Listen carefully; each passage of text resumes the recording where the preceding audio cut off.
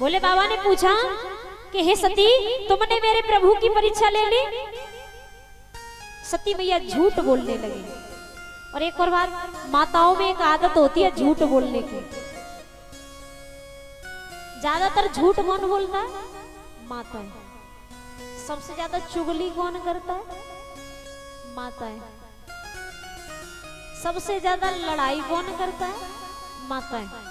बेशक भैया भैया में कभी लड़ाई ना हुई हो, कभी ना हो, पर लेकिन ये कार्य मूड की ऐसी आती है कि लड़ाई करवा देती है, बंटवारा करवा देती है।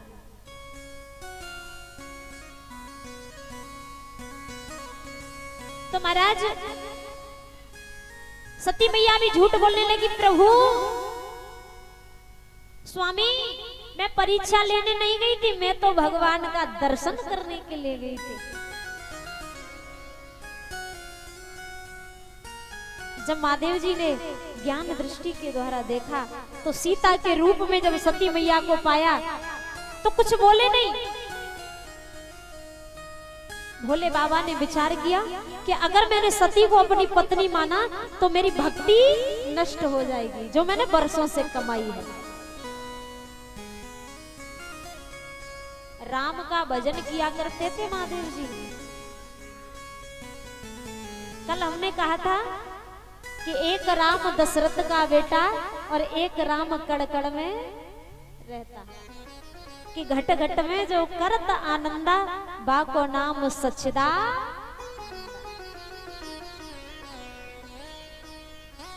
परीक्षित महाराज जी, भोले बाबा ने सती मैया का त्याग कर दिया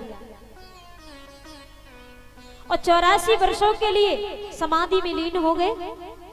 और जब 84 वर्षों के बाद में समाधि खुली महादेव की, तो एक बार देवताओं के साथ में बैठे हुए थे, तो राजा दक्ष जो था, जब प्रजापतियों का नायक बन गया, राजा बन गया, जब देवताओं की सभा में आया तो सभी देवताओं ने खड़े होकर के सम्मान किया, पर भोले बाबा अपनी जगह पर बैठे रहे। भोले बाबा बैठे रहे। तो राजा दक्ष कहने लगा कि इसने दामाद होकर के मेरा सम्मान नहीं किया, ये तो मेरा दामाद है, फिर भी खड़े होकर के मेरा सम्मान नहीं किया। जब बुरा भला बोलने लगा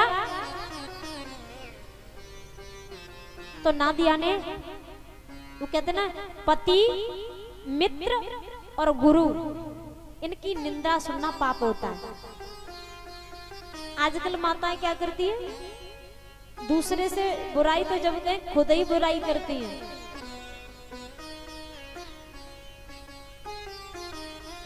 अपने पति, कितनी मैया बुराई करती हैं अपने पति के? हाथ उठाइयो।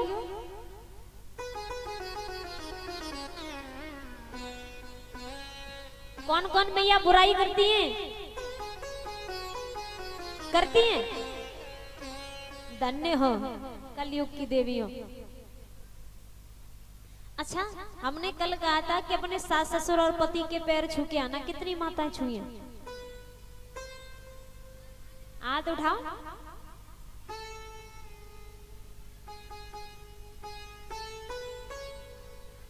अच्छा, कोई बात नहीं, माताओं ने नहीं किया तो कोई बात नहीं। भैया लोग, कितने भैया ने अपनी बहुओं के पैर छुए? हाथ उठाइयो।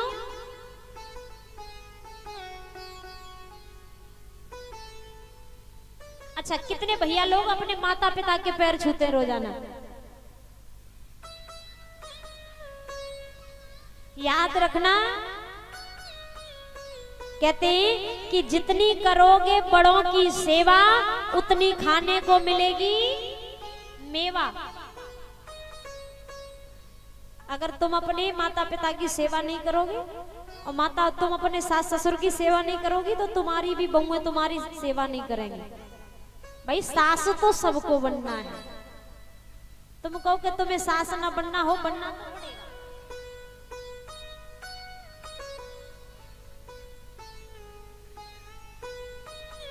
तो महाराज